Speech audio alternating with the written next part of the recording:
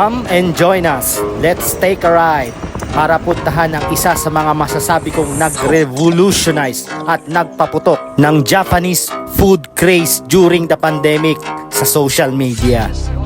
From Binondo, dire-diretso lang ang biyahe to Farmers Plaza at dito mo makikita yung isa sa mga restaurant na nagsuserve ng mga malulupit na Japanese food. And I'm talking about none other than Jam House of Sushi.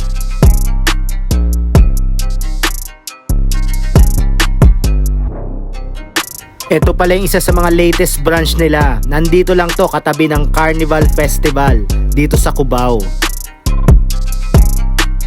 And it's given naman na tuwing kakain ka sa mga Japanese restaurant, yung aesthetic talaga nila masarap sa mata.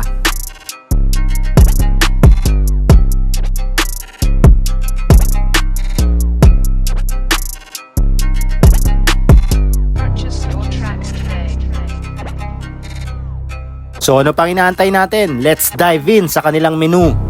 These are your typical ramens, tonkotsu, ankaki at yung kanilang spicy tantanmen.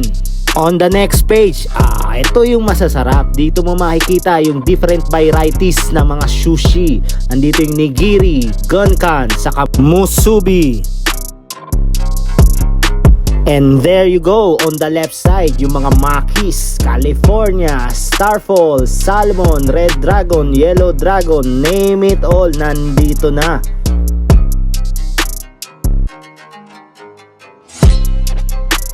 On this page, nandito yung tempura nila, nandito rin yung kanilang sashimi series.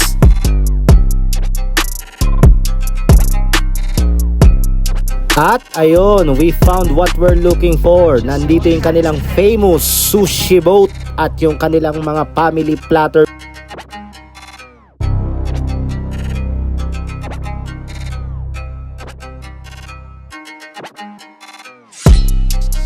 Grabe no? This is one of the reasons why we love Japanese food. Aside sa kanilang mga unique flavors, yung aesthetic, yung tititigan mo palang ang sarap niya ng tignan. Ito may order na sir, isang regular sushi bowl, isang salmon spicy maki 8 pieces, isang yakiniku doon. Thank you. So ayun, this is yakiniku don. Isa sa mga typical Japanese dish nila. Oh, di ba? Just look at that. Tapos may kasama yang miso soup. Alam nyo sa ibang restaurant may bayad yan, pero dito libre. At yung in-order nating spicy tantanmen. Personally, akala ko dati pare-parehas lang yung lasa ng mga Japanese ramen. Pero nung natikman ko na sila isa-isa, eto na yung naging all-time favorite ko sa lahat. Not only that, meron siyang distinct, unique taste. Trip na trip ko yung very bold na lasa niya pag natikman mo na siya. At ito isa sa mga tips, paano mo malalamang maayos ang pagkakagawa ng ramen mo? Pag yung mismong karne niya, parang papel na napupunit sa loob ng bibig mo. Yup! As in, hindi ka nangunguya. Parang sisip-sipin mo na lang yung chunk ng karne na yan kasi sobrang lambot. Guys, spicy to ha. Hindi to para dun sa mga malalambot ang panlasa. Mukhang pasado naman kay Esme yung kanyang yakiniku don, diba? Oo daw. And here comes the main event, yung kanilang famous sushi boat.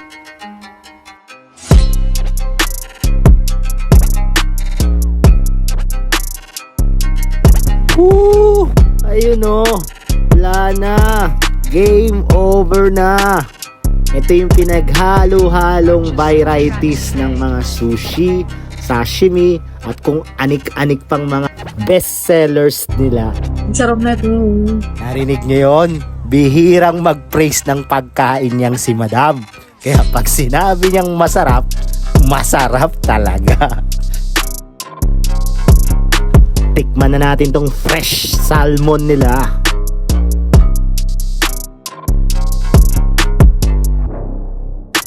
If you love Japanese food, this is definitely a heaven's place for you.